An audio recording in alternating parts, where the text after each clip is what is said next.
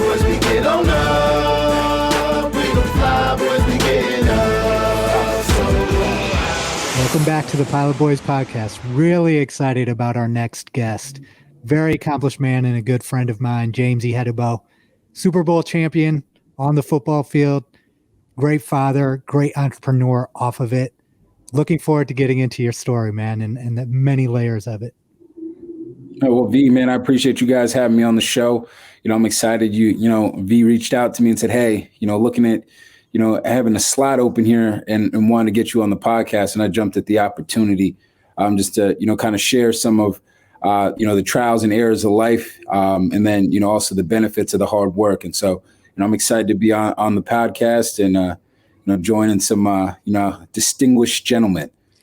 I love that, James. Can we just start out real quick and hear the story of how you and V met each other? Wow. Well, we've, kind of had mutual friends, from just, our walks of life. V, I called him the mayor of Houston because he knew everybody. If you needed anything, he was the guy to go to. And so, from my time, once I moved down to Houston, we met, we linked up together, and it was, we were best friends ever since. Really, very like-minded. When I first met him, I was just like, man, there's something about this guy. Like, it's rare, and, we'll probably get into it, but there's, something about, a person, who grows up in a similar background, in terms of, immigrant parents and certain work ethics and traits that, you only get in your household. Like, you're not going to get it going to school. And so, real early, those are, keen things that we, both connected on and cultivated, a phenomenal friendship, from that. So.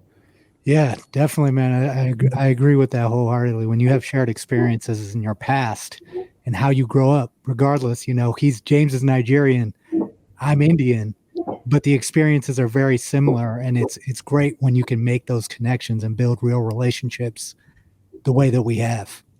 Can we talk a little bit about some of these immigrant values? I know, James, for you growing up, I'm sure a lot of these not only shaped the way you view the world, but also probably played a role in your success on the field and off the field.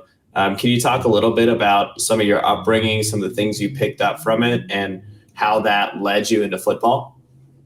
Yeah. Growing up in an immigrant, household, Nigerian, American household, our parents really wanted to instill, the values of hard work. Often, growing up, we didn't have an opportunity to create a crutch for ourselves in terms of, someone is viewing me or blocking the door of me trying to go into based on, just my race or ethnicity. That wasn't allowed because my parents always looked at it as we worked too hard to even get into this country for you to have that mindset to hinder you from accomplishing anything that you wanted to. So that early on just wasn't accepted.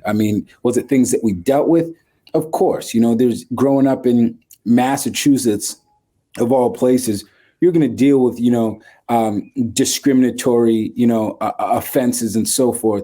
But yet that wasn't a crutch. It wasn't an excuse.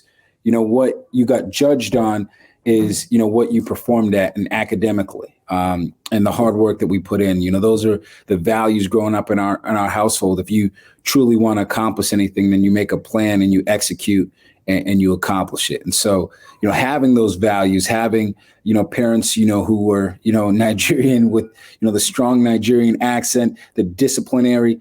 Growing up in our house, it wasn't like, hey, you did something wrong and you got a whooping.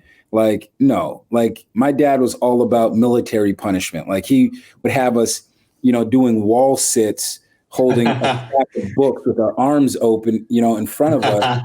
And, you'd have to hold that for as long as he said so. Like those are like the disciplinary things that, that we got. And it was like, that the last thing I want to do is hold the wall sits or Superman planks or whatever it may be. But, it was, creative punishments that, that we got and, instilled that discipline in us. And what's also unique for us as first generations, and you specifically as a first generation Nigerian, we see a lot of Nigerian American athletes now picking up, but Nigerians are much like a lot of foreigners. They look at sports and say, that's a distraction from your academics. That's something you do as an extracurricular activity. They don't necessarily take sports dreams seriously.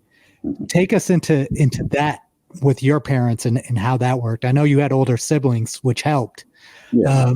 But just tell us a little bit about how you were able to get your parents to buy into your dream of being an NFL player. Yeah. When growing up, I mean, even when I was 6 years old, I mean, my parents, they loved soccer. That's, the main sport in our country. And, anytime, the Super Eagles are on, it's like, stop traffic. It's, it's real football. Yeah. And so growing up playing soccer, that's what my dad loved the fact that I was a goalie. And then when I wanted to make that transition to actually playing football, he was like, there's no point. He's like, you're playing, one sport and it's, in the fall. Other than that, you can just, kind of continue to focus on, your reading, writing, academics, and so forth.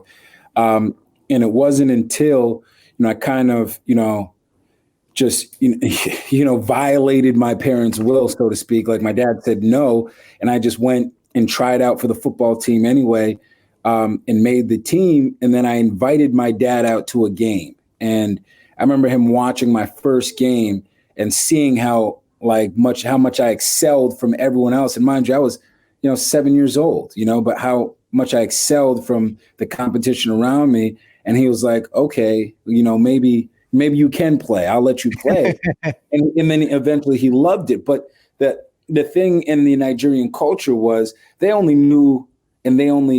time they knew what took them to get there. And that opportunity was a higher education. And so that's why so many immigrants, you see them leave their countries for the opportunity of the American dream, quote unquote, which is higher, quality of education.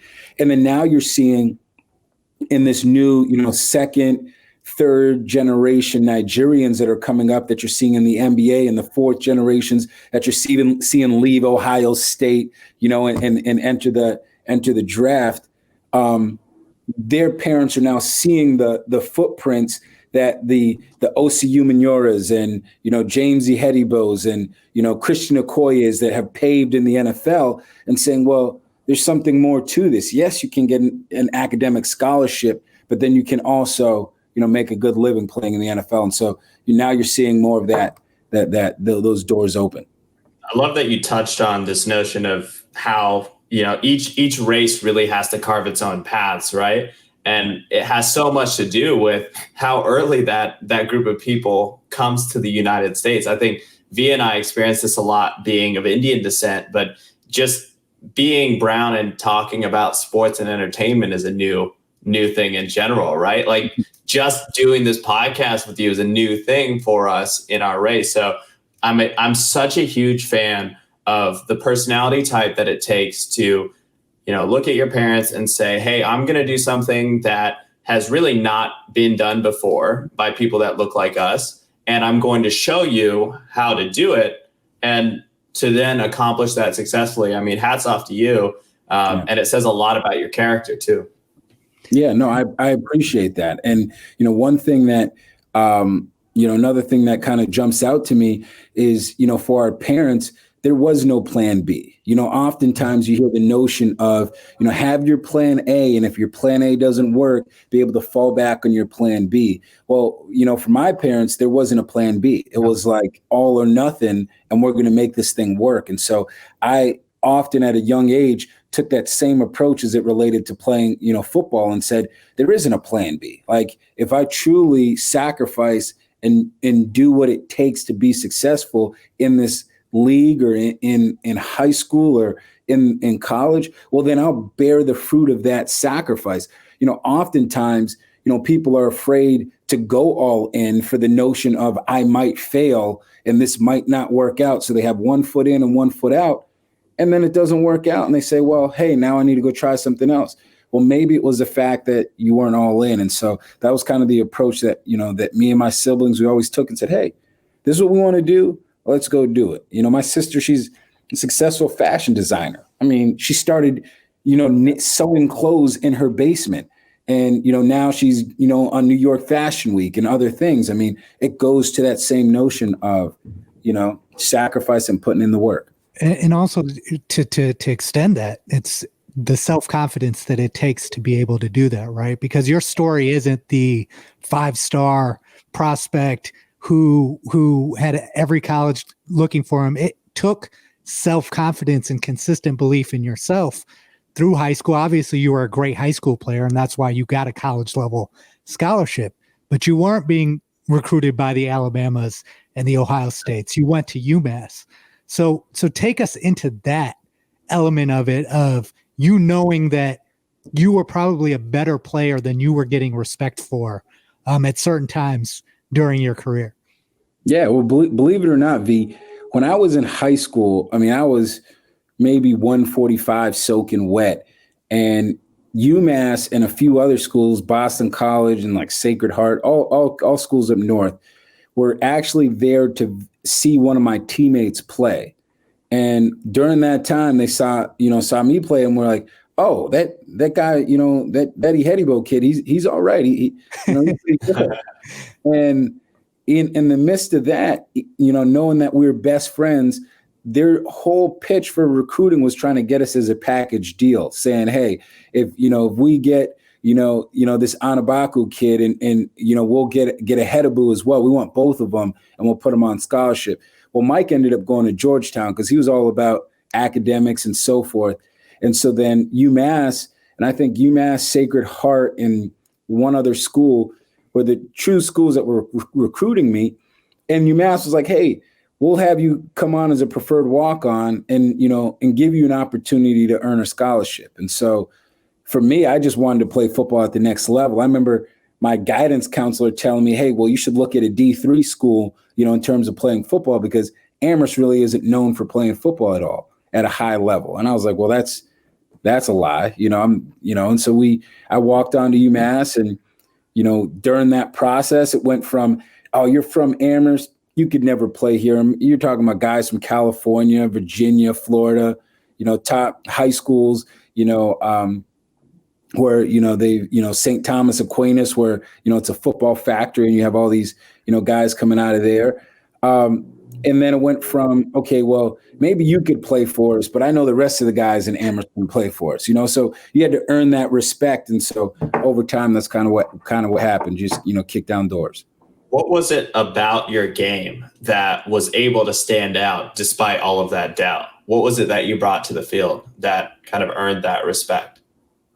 The physical nature in which I played the game. From a young age, I was very, relentless, played with a certain chip and tenacity, wanted to win more than anyone else on the field at all times, and always used that to pick and demand more out of my teammates. And so, there was a saying that one of my, high school teachers had was, he used to watch our games, and he would turn his back to the game and just listen for the tackle and be able to know who made the tackle on the field, meaning if I, hit someone or not, how hard the sound was.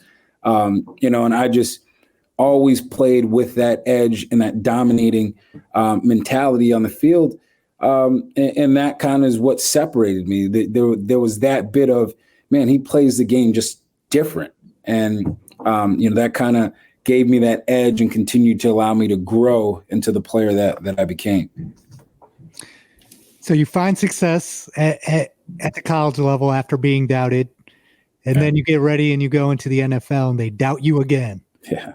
You go undrafted, and you get signed by the Jets. Take us into that process and what you went through. Was your confidence shaken at all by the fact that you were undrafted? And how did you then go forward and look at the opportunity that was presented despite being undrafted?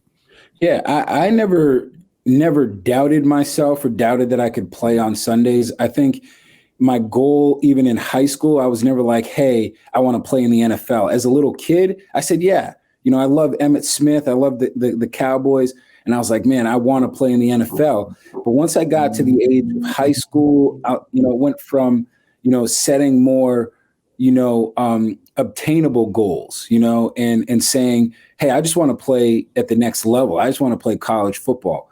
And once I started playing college football, I was like, I want to be an All-American, and then I was an All-American. Then I was like, hey, I want to be one of the top in the country. And, then I was up for, the Buck Buchanan Award, which was one of the top defensive players in the country. So there was just ground level things that I kept doing to push myself to never get complacent. And then once I got to the NFL, it wasn't a matter of can I play on Sundays. It was a matter of earning everyone's respect and proving them that I could play on Sundays. And so that's a mentality.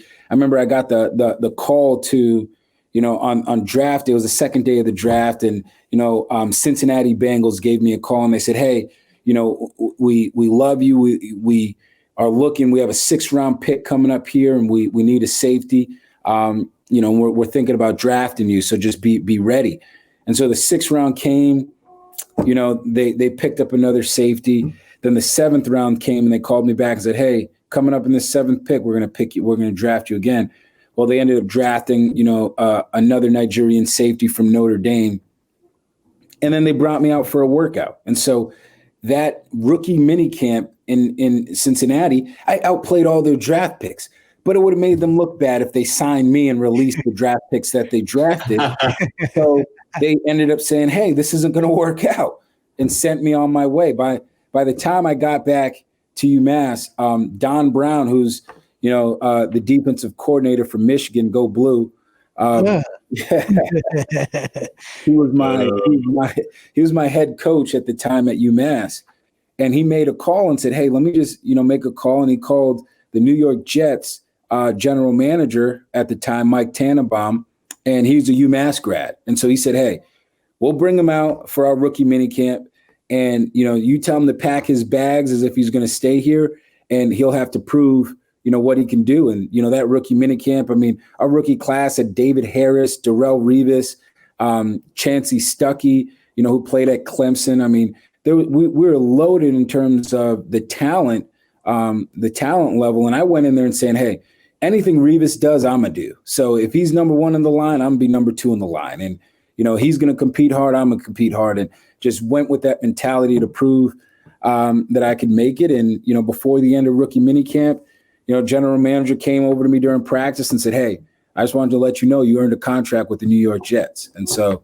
that was history after that, It's pretty cool, man. And I think one of the things that, I really love hearing you talk about is the way you set up your goals through the process of your growth, getting from, youth all the way up to the pro level. Every step you took was very bite-sized. You didn't set your eyes too far away from what you were doing in the current moment. And so it wasn't anxiety about, well, oh crap, I had a bad game. Am I going to still be able to make the NFL? That's not what you were thinking about at any point. But you were like, how do I maintain my starting spot? And then how do I become the best player on the team? And then how do I become an All-American? Each step is very measurable, very current. And I think that kind of mindset is something I also see in a lot of great business leaders as well. So it's really cool to see you thinking of things in that way. And I think another thing I want to note is the UMass thing. I also I'm familiar with Andy Isabella, who came out of UMass, plays on the Cardinals. Great guy. That's my guy. So I'm fortunate enough to be able to have hung out with him once and just like picked his brain for an hour and a half. And it's just, you guys are coming out of UMass so humble, so down to earth, and y'all work way harder than anybody I've met. Is that a cultural thing up there? Is that just what happens when you're from a school that's not highly touted for being able to send guys to the pro level? Where does that come from? Yeah, it definitely does. I mean, to your first point, this is stuff that I've learned, post, NFL in terms of the business world is, the acronym SMART, which is, specific, measurable, achievable, relevant, and time bound, and having that mentality ingrained into me even from a young age with my goal setting, not really knowing that that's what I was doing, but I always made sure that I gave myself little bite-sized, pieces that I could, accomplish, and then say, okay, well, you did that. Now let's go to the next piece. And so having that mentality along with the small town, small school, the chip on your shoulder in terms of, not being highly recruited out of high school, no matter what your accolades were. Like, the reality is, unless I can't even think of really guys that are out of Massachusetts high schools that are, top recruits. I mean, it just doesn't, Massachusetts in general just doesn't get a respect for producing football players. So, so you have to have that extra edge. And that's what kind of separates us when we get the opportunity is, from guys like the Andy Isabellas, the Victor Cruzes, I mean, the Marcel Ships, that he was at Arizona as well. You have that mentality is, hey, once I get this opportunity, I'm going to show you what I can do. And that's really where that comes from. Yeah, that's awesome, man. And I think, you find your way onto the roster. This is something I've talked about with quite a few guys who have made it just through pure hard work, determination, and focus. They find themselves in a situation where they're entering this team. They're not the most covered by the media. They're not the most touted. There's a lot of risk on them because, one bad move, they're cut, right? Yep. So there's a lot of pressure there. I know that the process of training camp can be almost as political and almost as personality based as it is skill based. How the heck do you come out of college undrafted, work your way onto the roster? How do you navigate that scene within the team? How do you learn the culture? And what got you into your role there on special teams? Yeah, well, that's a great question. One thing that I've always learned, and it goes back to being the youngest in my family, is I'm able to be attentive to what's successful and what isn't very quickly. So I can adapt to seeing other people's success patterns and other people's failures. And so that's something that I used the second I stepped into that locker room. I looked at the veterans that, were on their last year of their contracts that might not get re-signed. And I looked at their attitude and what they were doing. And then I looked at the other veterans like the Jonathan Vilmas and, the guys that, the Lavernius Coles, the Chad Penningtons, the guys that have been in the league and were very productive. And I looked at their attitude and I started to imitate the things that they were doing, whether it was coming in at 5:30, 6 a.m., getting your body worked on, stretching, working out, and then, getting ready for practice early, or started to take on those habits. And what you see is those habits produce, they work, and when you see a guy that's a veteran that's been in the league 7 years and he's coming into the building a half an hour before, practice and meeting starts, wiping the stuff out of his eyes and, well, his longevity in the league, it's not going to work out regardless how talented you are. Once your talent runs out, they start paying attention to all the times that you were late and that you weren't a team guy. It's those guys that you see that do the things the right way all the time. When their talent level starts diminishing, they start finding different roles for them on the field to be productive. And that's just how the league works. It's very relationship based, and it's very, it's relationship based and it's production based. And so, one thing that I did when I came into the league was I looked for our special teams coach and Mike Westhoff, and the general manager Mike Tannenbaum said to me, "Hey, you better know where Mike Westhoff does his dry cleaning at. That's how close you need to be to him, because that's the only way you're gonna make." And so I was in his office. I said, what positions do I need to learn?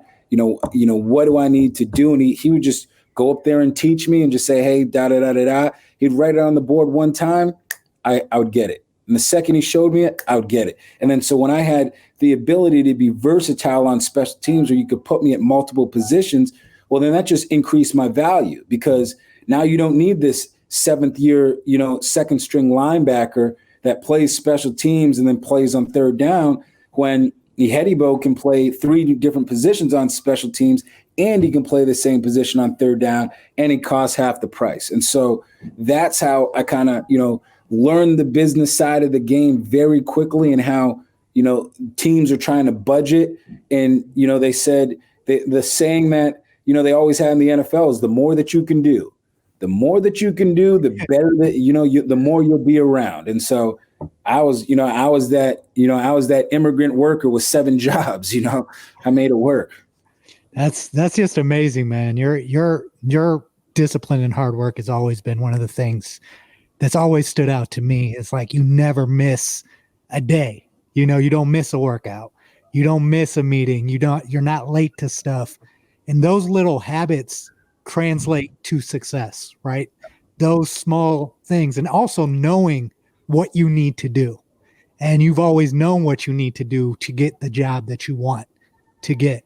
And that's always been admirable. Now talking about the serendipitous part of that in terms of the results, I think you have one of the most blessed NFL careers of any of my friends, right? Mm-hmm. Every year when you got to the Jets, you're playing in AFC championship games.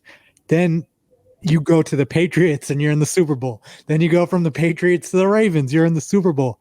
Take us into how that finding success, because if you were playing for an 0-16 team, I don't think your confidence would be the same, right? Yeah. Take us into how playing for teams that were really good also helped you work harder and want to strive further. Yeah. So, one thing that, that I noticed later, like, kind of looking back at the lens of my career, was there was a game when I was on the Jets and we were playing the New England Patriots. It was a divisional playoff game. And I set the tone of the game. Literally, I think we beat the Patriots like 43-10, like just crushed them. But I set the tone of the game on a kickoff when I ran down the field, and it was a kickoff return, and a guy was running down the field, and I literally cleaned his clock right on the Patriots sidelines. I mean, hit this guy so hard, like his body froze up, and he was out for the rest of the game, concussion protocol, all of that. Wow. And I remember getting up when I was screaming at the Patriots sidelines, and Bill Belichick, with no look on his face, no smile, no nothing, no smirk, stone cold face, just looked at me and then made a note on his piece of paper, right? And I don't know what he was writing, right? And then, I go through my time, with the Jets, and we had a great team. We had Rex Ryan as a coach who let us, truly be a players, run team, and it was led by the veterans. And we had, the Bart Scotts, the Darrelle Revises, the Braylon Edwards, Antonio Holmes, Mark. We had a LaDainian Tomlinson. We had a really great football team. I think we even had Jason Taylor on our team. So a lot of, veteran Hall of Fame players, and we just won a lot of games. We came up short against Pittsburgh and the AFC Championship, and we came up short against the year before against the Colts and Peyton Manning in the AFC Championship. So we just really played a lot of great teams, during that time. And then during that transition, I remember we had the lockout after that year, the first official lockout, and I was a free agent, and the Jets didn't sign me back. They're just like, we're, looking to go in another direction. And I thought, I was like, man, and we're in a lockout. It's like, this is, worst case scenario. I don't even know, one, if we're going to have football next year, if I'm going to play again. And then once the lockout was kind of resolved, I think it was the last week of training camp, the Patriots gave me a call and said, hey, we want to bring you in. And it was from that time when I was, talking with Belichick, he was like, hey, I know you to be a physical player, and that's the type of player that we want you to be here. And so you build a reputation for yourself around the league. Oftentimes you hear, oh, what you put on tape is who you are. But, that's what coaches and, teams know you as. And so I went to the Patriots, ended up starting 12 games there. I remember that was a year was crazy because we had so many injuries in the secondary. And yeah, it was nuts. Yeah, the Patriots they were like, hey, you're a special teams guy. That's all we want you to do is play special teams. And we had safety after safety dropping. And I'm just like, man, give me a chance to play. And, finally, I think we even had Julian Edelman playing nickelback that year. Just depleted in the secondary. And so finally they gave me a chance, and, I performed at a high level and ended up starting in the Super Bowl against the Giants, which was just, a surreal, feeling, atmosphere, everything. It was, cult. It was kind of one of those things where it's like everything that you worked for your entire life led to that moment. And then just being able to embrace it and be like, wow, this is insane. And then losing that game and giving up a touchdown I felt, I was, if there was a feeling of like, man, depression or whatever it was, I felt it after that game, and I didn't want to watch football. I didn't want anything to do with it. And, free agency came around, and the Patriots said, hey, we want to re-sign you for another year. And I was like, okay, we have Tom Brady. We have the same team. Let's get back to the Super Bowl. And during that training camp, I hurt my foot. And, they released me with, I think, a week left of training camp. They said, hey, we're going to go in a different direction, due to your injury and so forth. And by then I was healed. I was ready to go. They just wanted to go in a different direction. So I said, all right. And, Bill hit me with one of these. He said, hey, we'll look, maybe in a week or two, we'll bring you back. And I was just like, no, I'm going to be playing with somebody else, but that was kind of their mindset. And literally before I even got to the locker room, my agent was calling me and was like, hey, we got 3 teams that want to sign you right now. And it was the Philadelphia Eagles, Baltimore Ravens, and the Arizona Cardinals, all wanted to sign me, right then and there.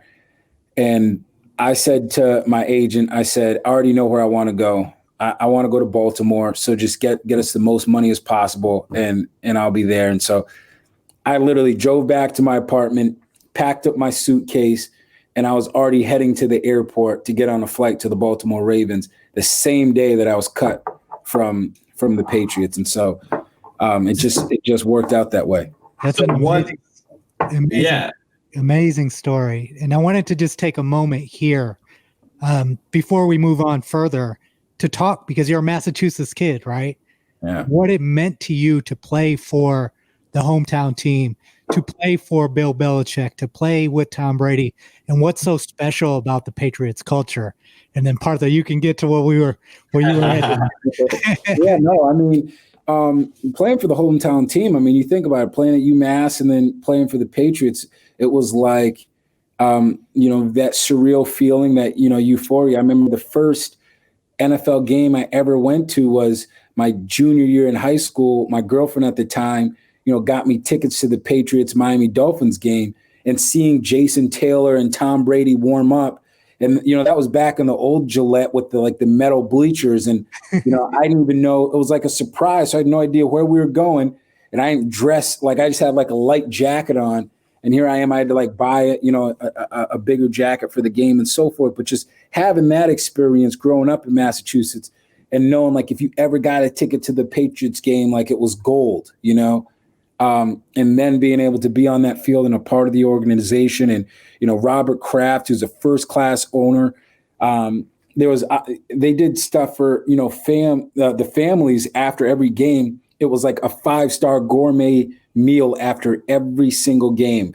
The tunnel that the players would come out of, they just turned it into a buffet style and had seating. And it was Top Chef America.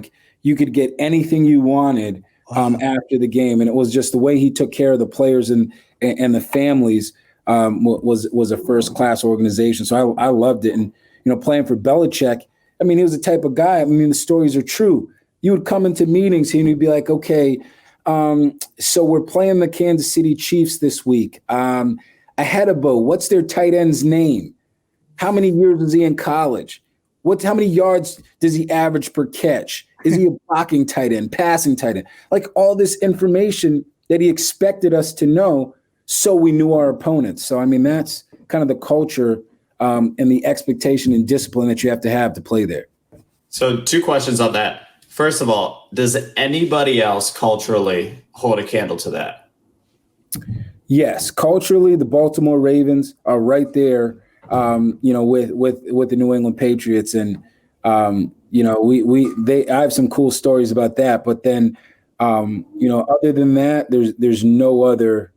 Everyone else is not even close. And even with the Patriots struggling right now with Cam Newton, they're still a better coached team than 90% of the NFL, just the way they do things. That's awesome.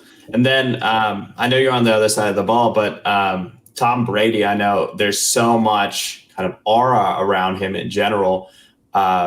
what is the culture like around him in that locker room? I know he's down in Tampa now, but that was a long stretch of superstardom for him.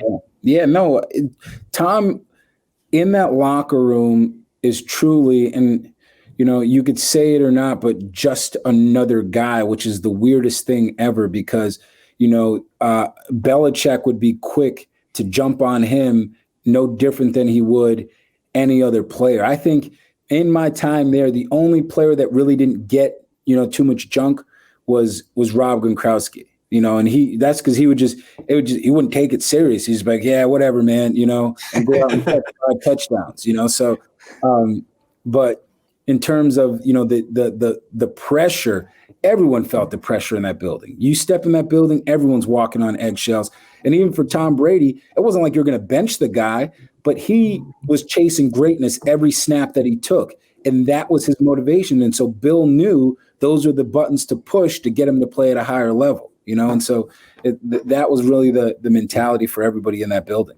It's fascinating. So jumping into the transition, what was it the culture that drew you to Baltimore? What made you decide on that day, that's where I want to go?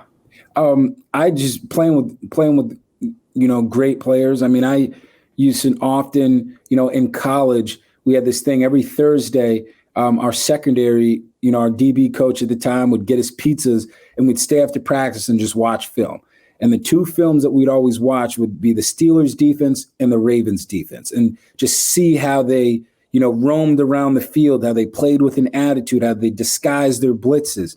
And so then having that opportunity and to learn from Ed Reed and Ray Lewis and Haloti Ngata, Terrell Suggs, I was like, that's where I know my career can excel, and that's a team that I want to play for. And going into that culture, truly it was like leaving private school and going, to the school in the inner city that had money and facilities, but it was still an inner city school, Mm-hmm. And so that's what it was like playing for the Baltimore Ravens. And I mean, not to mention the owner, Steve Bisciotti, and, just the way he took care of players. They had first class technology. So they had stuff in terms of getting, recovery to your body that, no one's ever even seen before.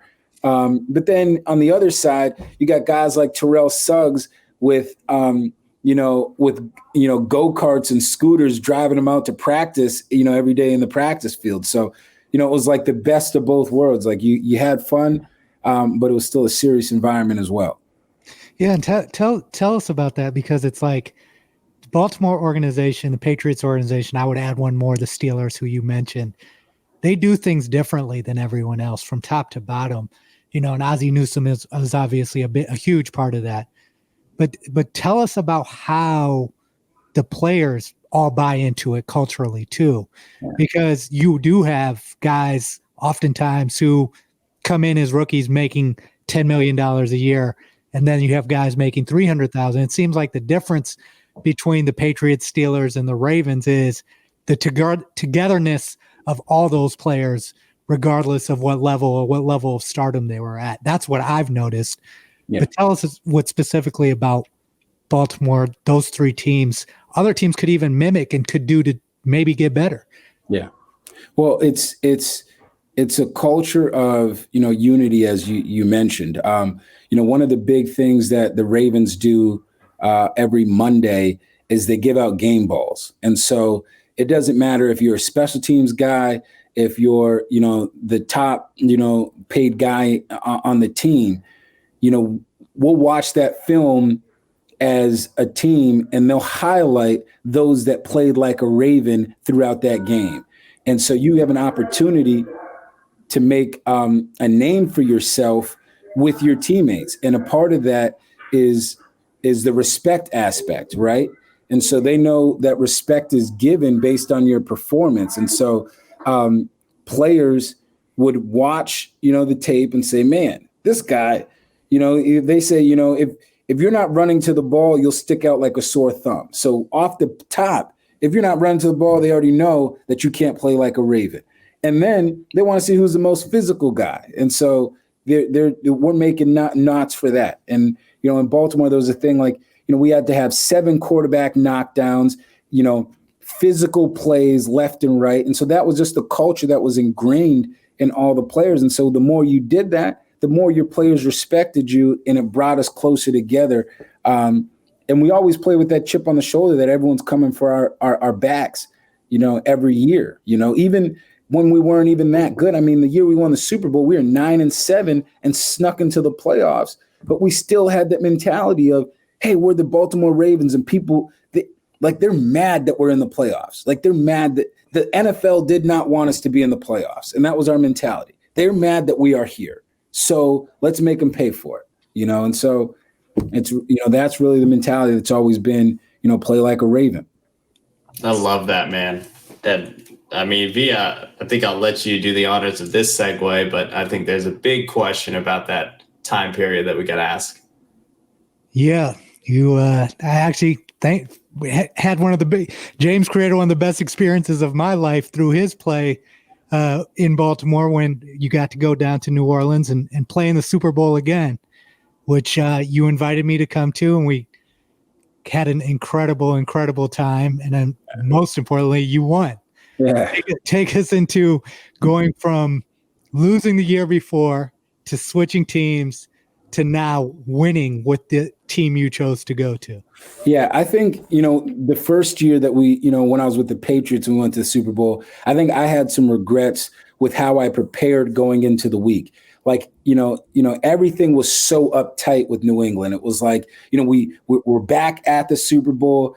We had a player curfew every single night. You couldn't really enjoy any of the festivities. They tried to treat it as much like it was just another game. And playing the Super Bowl is not another game. It's a once-in-a-lifetime opportunity. And so when I came to the Ravens, I think we got there Sunday night, and we didn't have a curfew until Friday night, the week of the game. And so we got to enjoy the festivities. Guys had stories to tell. We got to bond closer as a team, and, meet other, family members and so forth. We really enjoyed the entire experience, of the NFL, that the NFL put on for the Super Bowl, which allowed us to play more relaxed going into the game. And so, with that being said, going into that matchup, we knew it was going to be a dogfight. Colin Kaepernick and the 49ers, they were another physical football team. And,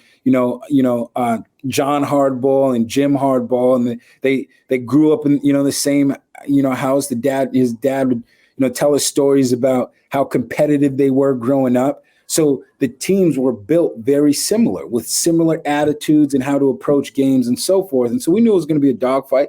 But we came out swinging, and, for us to go up, like we did, by, 3 scores, and, then Beyonce sucked the light, out of the building. That was crazy. Tell us about that, like how that changed the momentum of the game when the power went out.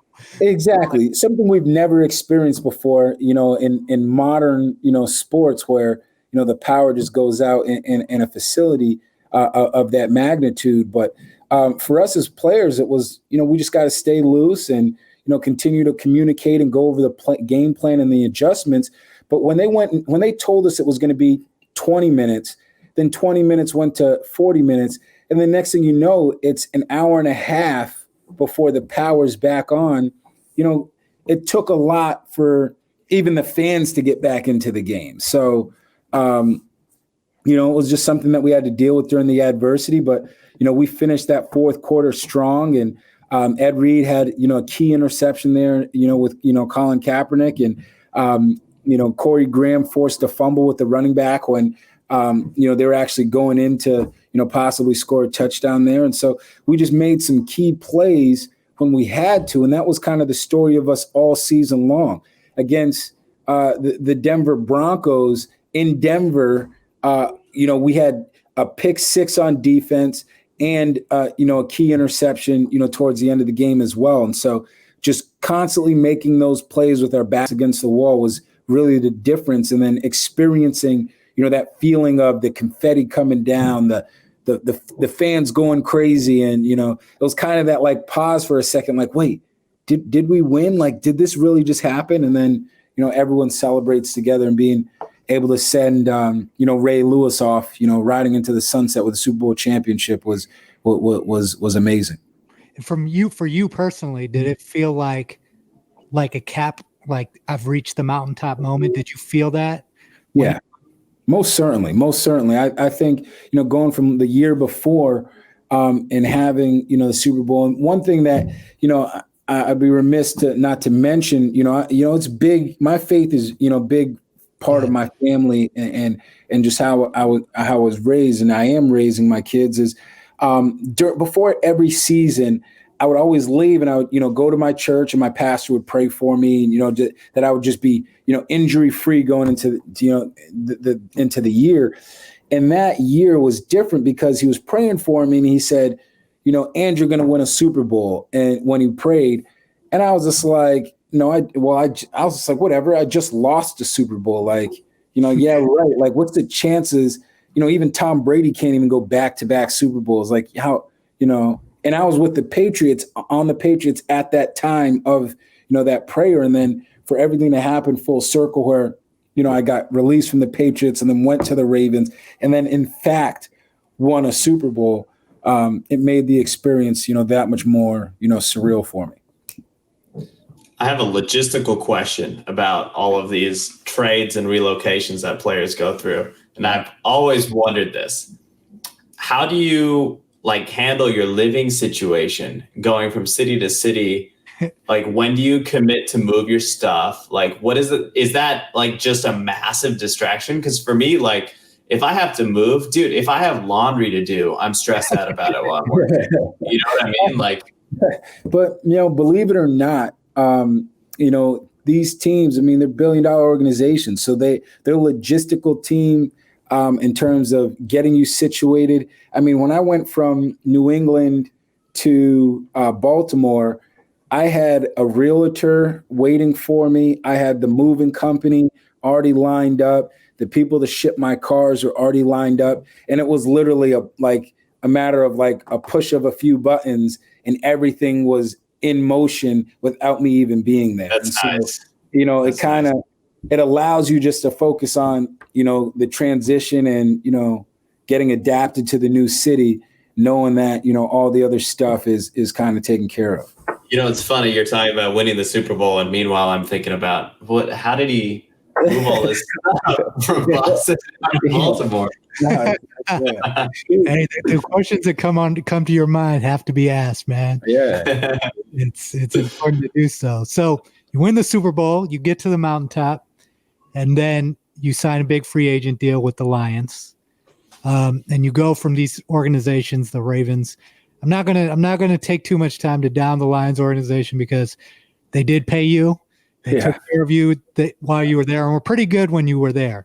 Yeah. But just generally wanted to highlight the difference, toward the tail end of your career, going from those two organizations to transitioning to organizations where the culture wasn't necessarily the same, and what you would say the difference between a winning culture and a less winning culture. I won't say losing, a less winning culture is. Yeah, no, it's what was kind of cool about the transition of my career was I went from at the Jets, kind of watching, then, with the Baltimore Ravens and Patriots doing, and then with the Lions, I went to kind of teaching and, towards the tail end of my career. And so some of the, things that I've, learned from, the greats in this league, passing it on to the Darius Slays and the Quandre Diggses and, the guys that are playing at a high level now in the NFL, we're all together in Detroit together. And that was one of the reasons why they brought me in and paid me, was because they wanted me to bring that culture of winning to a team that's never experienced that before. And Jim Caldwell, he did a phenomenal job. Till this day, he still is the most winningest coach for the Detroit Lions for his time period there. And so we were able to, in our first year, flip that thing around completely, and make it to the playoffs, where we, got gypped by, non-pass interference call against the Cowboys, should have been called, but nonetheless, but being able to go from the last time making it to the playoffs was maybe 2001. I think, to finally ending that drought, having the number 2 defense in the NFL. I think throughout our secondary, I think we had 11 consecutive games with a member in our secondary getting an interception, which, was, NFL record with myself, Glover Quinn, and Rasheed Mathis. So being able to elevate the guys around me to play at a higher level, and then teach a new culture to a team. And then the following year we were plagued by injuries, and they kind of, we went 7-7 or something like that, and then they kind of snipped Caldwell after that, which I think if they gave them another opportunity, they would probably still be a great football team right now. But that's another show. But I think for them as an organization, when you make a commitment to taking on the DNA of organizations that are ahead of you in terms of success, and the major part of that is a cultural change. Well, once you make that commitment, you have to stick to it and see it through. And I think they pulled the trigger too quickly. And now you're seeing that the lines have regressed back to the lines of old due to, not talent level, but culture. So, Yep. Wow. I mean, that's super well said, man. I appreciate it. Yeah. Awesome. So from the Lions, you go to the Bills. What was different in that move? Really started the year great. They've been a really solid team in recent years. What happened? And Rex Ryan was there when you were there too, and you had played with them earlier in your years at the Jets. How did that relationship change compared to how you played when you were younger? What was this experience like for you after your time at the Lions? Yeah, no, I love Rex. Rex has always been, one of my favorite coaches to play for. And it was kind of a similar thing as Detroit when I was, free agent. They had major leadership issues there in Buffalo. And he was like, hey, we have a chance to make it to the playoffs. I need to, I want to bring you in and just help with our culture. But not realizing this until when I got up there, I just don't even think that culture could have been helped due to the guys that he had. And, often when you see a new coach, he comes in and he brings in his guys. Well, a lot of the players that Rex had, he inherited from, the previous regime. And I mean, you're talking about guys, coming into meetings and reeking like marijuana, just like no mindset and focus to say, this is going to take all of everything that I have for us to be successful. But guys really want to do it like a part-time job. And that's what we produced on the field. We had some, great players, but, it's one thing to have great players and then, to have a great team. And it takes a little bit more, that I learned over the years. And they just weren't ready for that commitment. Now you see, with the Buffalo Bills now, they have new players, new faces, new culture, and that team is a new organization. I think they're the top team in the AFC East, which has been, for the New England Patriots for the last 20 years. And so you look at the significance of the changes that they made, during the new regime. But I say that to say, my time in Buffalo, I mean, I was there for all of, 4 or 5 weeks. Yeah. And, broke my leg and, in a freak accident tackling Le'Veon Bell. And the crazy thing about this was I loved competing so much that, I hurt my leg during the game, and it was so cold. Mind you, it was a snowy, cold game. And I just thought, I was like, man, maybe I just sprained my ankle. And I stayed in the game. I played the entire second half with a quote unquote sprained ankle. And then it wasn't until after the game, I took the tape off my ankle and my foot was just like throbbing. And I was like, wait, this isn't right. When they got x-rays and they're like, man, you broke your tibia. Whoa.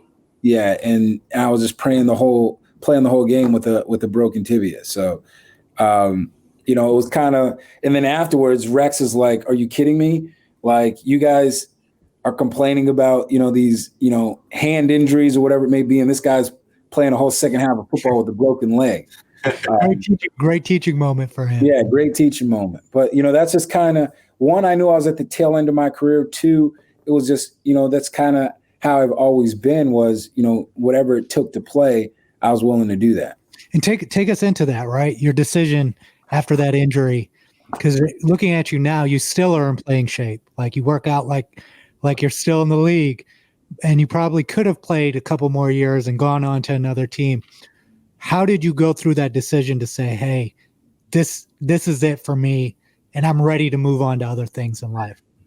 Yeah, well, I mean, often failure to prepare is preparing to fail. And that's how I've always been throughout my life. That's how I've always, kind of positioned myself. And so, when I was leaving the Baltimore Ravens, I started to think about, what is life after football? Because I knew it was coming, closer and closer, even though I signed a multi-year deal with the Detroit Lions. I knew there was some point it was going to come to an end. And I thought it would probably be after my Lions days. And so I started to look at, other avenues of things that I was passionate about. And my financial advisor, still with me to this day, he was telling me from my time with the Jets, I mean, he owns 10 childcare centers around New York, as well as, a financial advisor. And so he was like, this is it's a good business model, and it's, very profitable, and, you should look into it. And I was, wet behind the ears. I was more concerned about other things. And then once I got to the tail end of my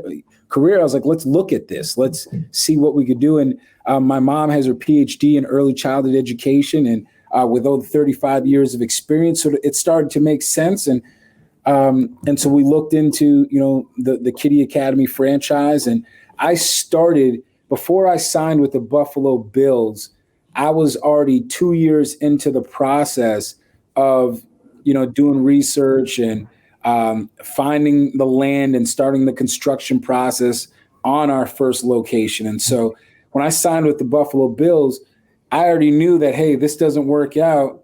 I already have, what I'm walking away to, kind of developed. And so that made the transition easy. I think for a lot of guys, what gets them stuck is that they don't have something to transition to. They don't have something to apply that same discipline, work ethic. They don't have something set up. And you can have a lot of money in the bank, and all of that is great.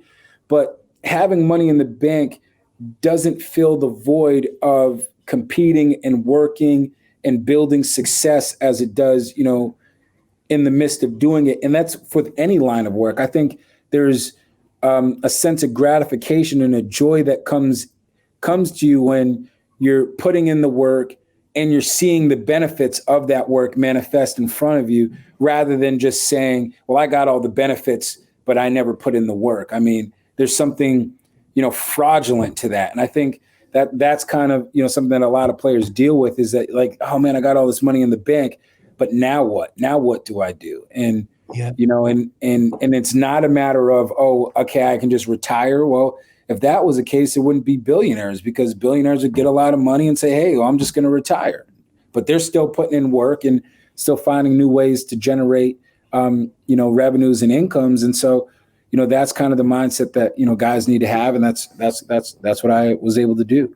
I know that now the NFL, spearheaded by a friend, Dior Ginyard, they have this program called Athlete Ant that's helping transition guys off the field to find some of these passions that they can apply that work ethic to. Back when you were transitioning out, was there this kind of support to help athletes start to find their way off the field in terms of different business endeavors? And when you started to go down that lane, where did you find your mentors? Where did you learn what you needed to learn to be able to handle, P&Ls, construction costs, learning about land, all of that? Yeah, so that's a great question. So what I had available to me was, the NFL continuing education program, where, you can go and get your MBA from, Harvard or, University of Miami. There's a lot of opportunities to learn from top CEOs from Sony and so forth.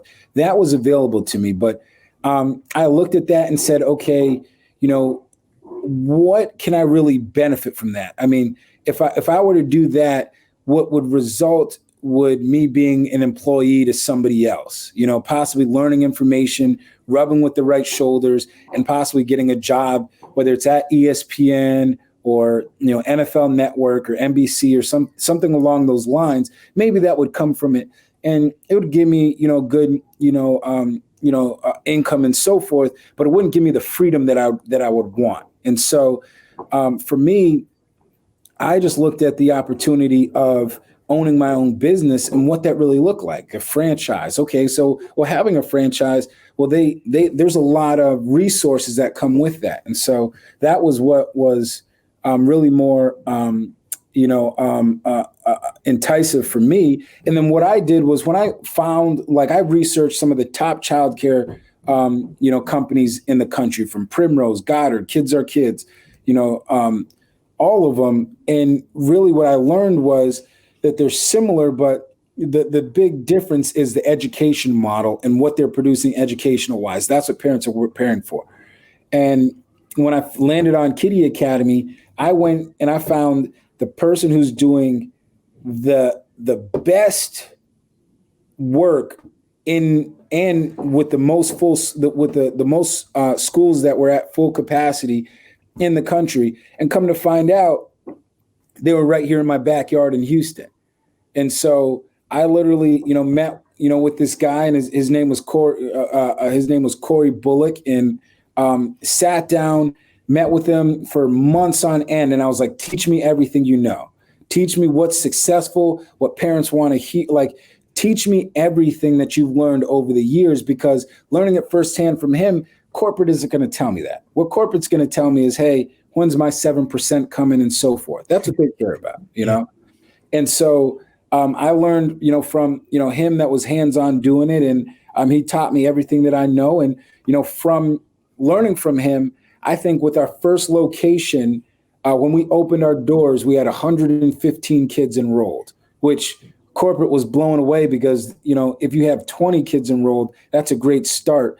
And, when you talk about P&Ls and performas, and I literally, the same way that I learned a new NFL playbook was the same way that I taught myself, P&Ls, QuickBooks, AR reports, everything. I literally was like, from point blank, teach me everything you know. And then I just learned and learned and learned until I mastered it. And so, I never went to school, never got my MBA, never went to school for business, never did any of that stuff.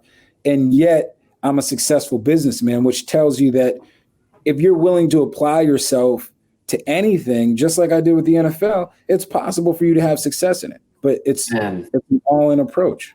I love that. I just want to underscore that sentiment.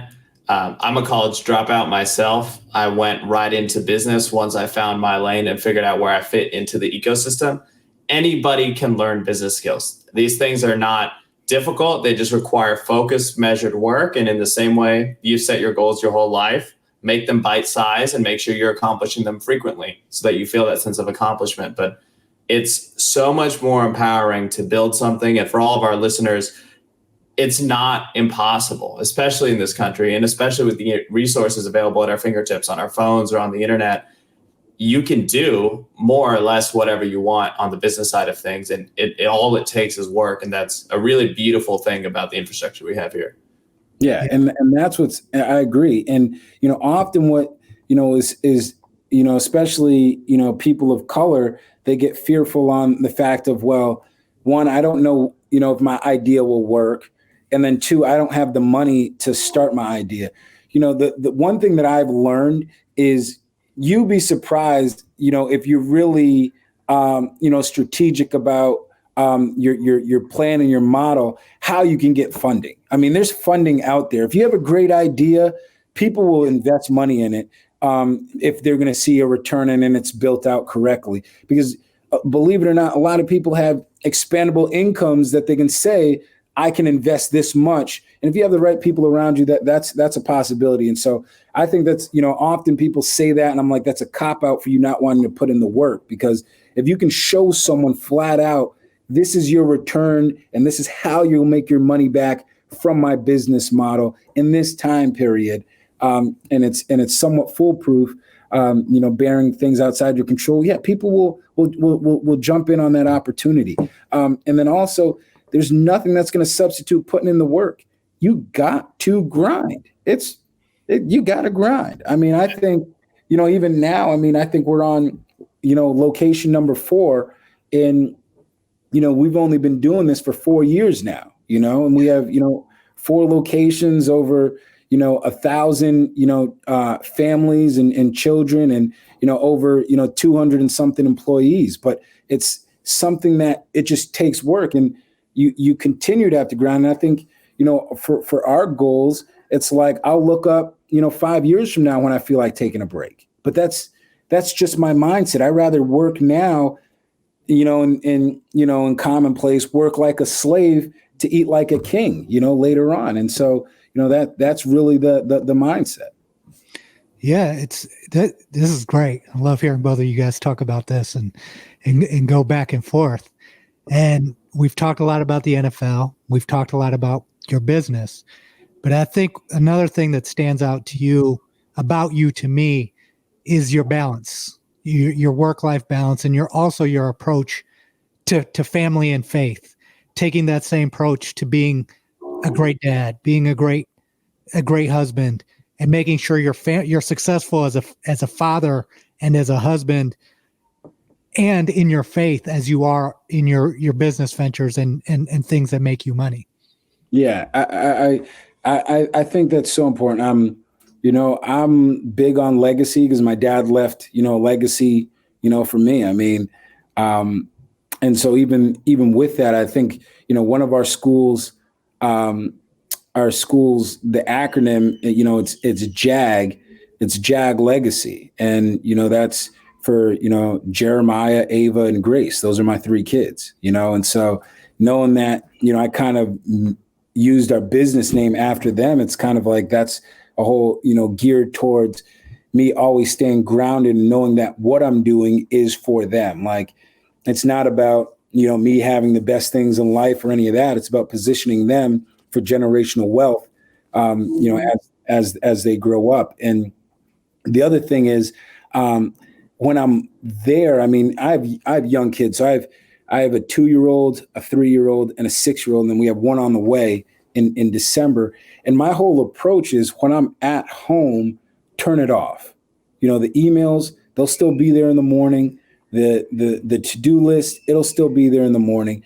But the age in which my kids are at, I'm not going to be able to get that time back later on. And so whenever, I am, off and away from work, it's the off switch. I'm not really doing anything work related. And so I have a crazy schedule. I'm up 5:30, 6 in the morning, and with ministry stuff, because I'm an elder at my church, there is some late days, but there'll be other days where I'll just say, hey, I'm taking this whole Friday off and I'm just going to spend it with the kids. And, we'll find out, some fun activities to do and stuff like that, so we can build those memories.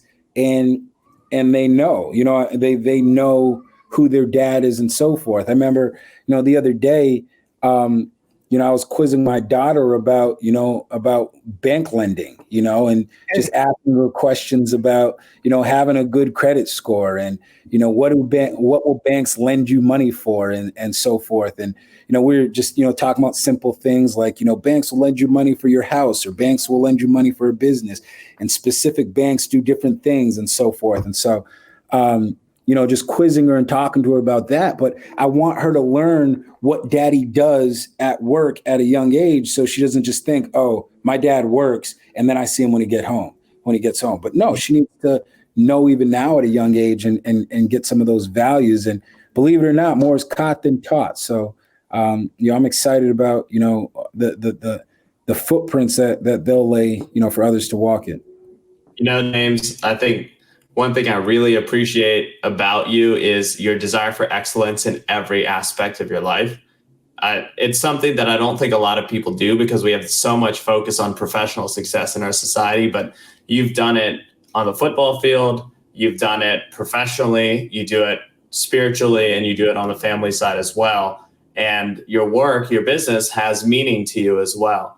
And it's really nice to spend time with people that have all of that balance, to V's point, or I like the phrase work-life harmony better, because it doesn't imply any sort of amount of each category, right? What is the best for you?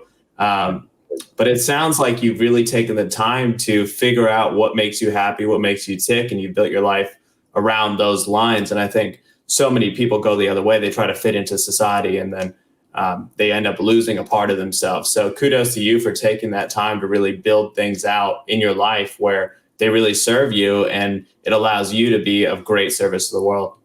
Man, no, I appreciate that. And, part of, that comes from, being in that NFL locker room where you have guys from so many different walks of life, and you see, kind of what works in different cultures, respectively. And then you also see guys that might, grow up in the suburbs, and they might try to act like they're someone from the inner city. And it's like, that's not you. Like, everyone will accept you just for being who you are.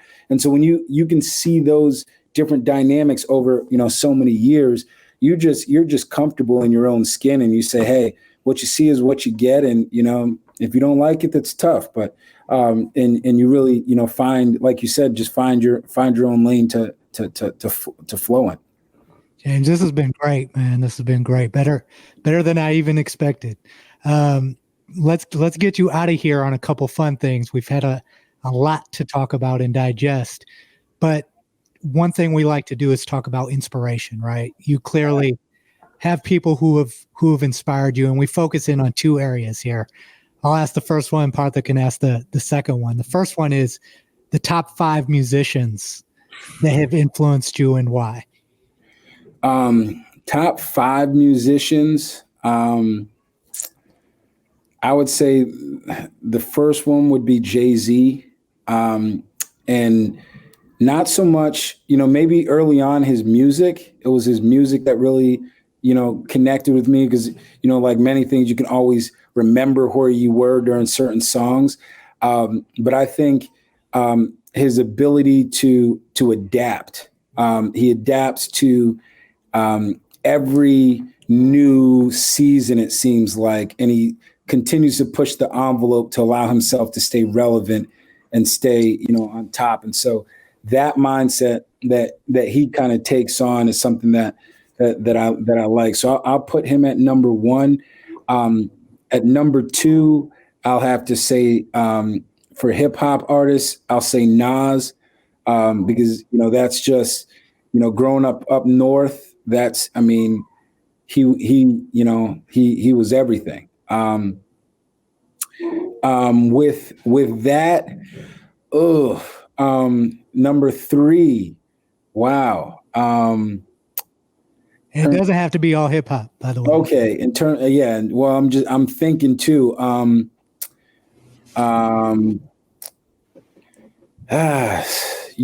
Okay. Another one that I really like, and you wouldn't expect it, is Beres Hammond. So he's a, Jamaican reggae artist.